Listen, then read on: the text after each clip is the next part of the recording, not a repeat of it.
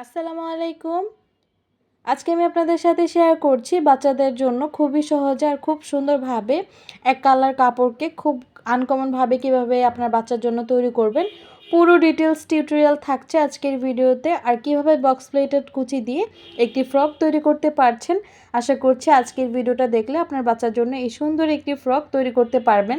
এবং আপনি যদি আপনার বিজনেসের জন্য তৈরি করতে চান, অবশ্যই এই ভিডিওগুলো দেখেই শিখে নিতে পারবেন। কথা না বাড়িয়ে আমরা কাটিং পর্বে চলে যাব। কাটিং করার জন্য এখানে আমরা কাপড় নিয়েছি 2.5 হাত বহরের কাপড় এবং 1 ইঞ্চি দূরত্বে আমি এখানে প্রথমে কাপড়গুলোকে ভাঁজ দিয়ে নিয়েছি। 20 ইঞ্চি আছে এটা লং এবং 2 ইঞ্চি করে আমি বক্স প্লেটেড কুচিগুলো দিচ্ছি। 1 ইঞ্চি করে দেওয়ার কারণ হচ্ছে তারপর দুই সাইড থেকে আমরা যখন ভাঁজ করে যে বক্স প্লেটেড কুচিগুলো তৈরি করছি, কুচিটা একদম সিমিলার মাপেই যাচ্ছে। তো আশা করছি আপনারা বক্স প্লেটেড কুচিটা বুঝতে পারছেন। আর আমি যেহেতু শুধু সামনের পার্টে বক্স প্লেটেড কুচিটা ব্যবহার করব, তো সেই কারণে আমি আয়রনের সাহায্যে এখানে ফিনিশিংটা দিয়ে দিচ্ছি। আপনারা চাইলে এখানে হাতের সাহায্যেও কিন্তু ফিনিশিংটা দিতে পারেন। আমি অবশ্যই এখানে আলপিনের সাহায্যেও আটকে নিব। আটকে নেওয়ার পর এটাকে আমি 2 ভাঁজ করে নিয়েছি। 2 ভাঁজ করার পর আমরা এখন বডি মেজারমেন্টটা করে নিব। বডি মেজারমেন্ট করার জন্য এখানে আমি কতটুকু নিচ্ছি কি আপনাদেরকে ডিটেলসে দেখিয়ে দিচ্ছি। 2 ইঞ্চি নিচ্ছি গলার জন্য এবং কাঁধের জন্য নিচ্ছি আমরা 3 ইঞ্চি। হাতার যে আরমোলের জন্য নিচ্ছি আমরা এখানে 5 ইঞ্চি পরিমাণ। বডি এখানে ফিক্সড নেই, তারপর আমরা এখানে 6 ইঞ্চি দিচ্ছি। তারপর এখান থেকে কর্নারভাবে আমরা মিলিয়ে দিচ্ছি কাপড়ের যতটুকু ঘের আছে। গলাটা আমার পছন্দ অনুযায়ী এখানে কাটিং করে নিয়েছি। তারপর আপনাদেরকে বলে দিচ্ছি এখানে আমরা 4 ইঞ্চি নিয়েছি গলার যে লেন্থ সেটা। ব্যাক পার্টের জন্য আমরা সেমভাবে এখানে কাপড় নিচ্ছি, শুধু নিচে মাজার যে ঘের অংশটা সেটা আমরা একটু মেলে দিয়ে তারপর কিন্তু ঘের অংশটা কাটিং করে নিয়েছি। নিচ থেকে আমরা 1/2 ইঞ্চির মতো কাটিং করে নিয়েছি। কাপড় একটি 4 ভাঁজ করে তারপর আমরা এখানে গলার পট্টিরও কাটিং করে নিয়েছি 2 ইঞ্চি এবং 3.5 ইঞ্চি লং এবং 2 ইঞ্চি করে ঘুরিয়ে ঘুরিয়ে আমরা রাউন্ডটা দিয়ে নিচ্ছি। এখানে পট্টিটা কাটিং করার কারণ হচ্ছে আমরা যখন লেসটা পট্টিটার উপর থেকে বা নিচ থেকে অ্যাডজাস্ট করব, তখন একদম ফিনিশিংটা ভালো আসবে। পট্টিটা যেহেতু দুইটা আছে, তো দুইটার কারণে আমরা উপর থেকে এবং নিচ থেকে সেলাই করার পর আমরা এটা উল্টে সমান ফিনিশিং দিয়ে নিব। আপনারা আয়রন করে নিলে আরও ফিনিশিংটা ভালো আসবে। রাউন্ডগুলোতে আমরা ছোট ছোট করে কাট দিয়ে নিয়েছি। কাট দেওয়ার পর আমরা মাঝখান থেকেও আবার সেমভাবে কাট দিয়ে এটাকে উল্টে ফিনিশিং দিয়ে নিয়েছি।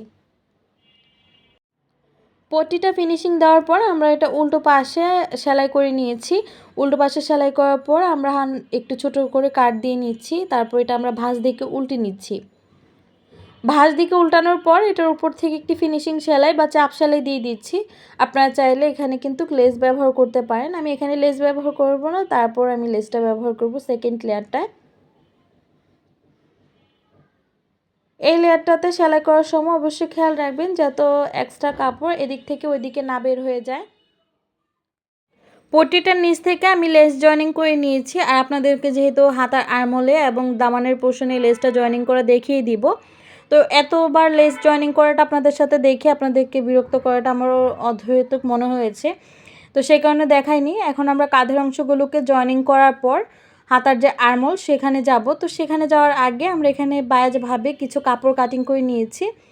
কাপড়গুলো কাটিং করার পর আমরা এখন হাতার যে আরমোল সাইডে ভাঁজ দিকে থেকে আমরা ইনার পার্টটা বা পট্টিটা জয়েনিং করে নিচ্ছি। পাইপিনের অংশটা জয়েনিং করার পর এক্সট্রা ফেব্রিকটা আমরা কাটিং করে রেখে দিয়েছি। একটু কাপড় আমরা ভিতর দিকে ফোল্ড করে তারপর আরেকটি ভাঁজ দিয়ে নিয়েছি। এই ভাঁজটার উপর থেকে আমরা এখন সেলাইটা দিব। অবশ্যই আমরা এখানে সেলাইয়ের উপর থেকে সেলাই দিচ্ছি, আমরা কোনো কাপড়ের উপরে সেলাইটা দিচ্ছি না। অবশ্যই খেয়াল রাখবেন যাতে আমাদের পাইপিংটার উপর থেকে সেলাই না পড়ে। নিচ থেকে পাইপিনের উপর সেলাই পড়া অবশ্যই খেয়াল রাখবেন। হাতের সাহায্যে এখানে ফিনিশিংটা দেওয়ার পর আমরা কিন্তু কাপড়টা ভিতর দিকে ফোল্ড করে নিয়েছি।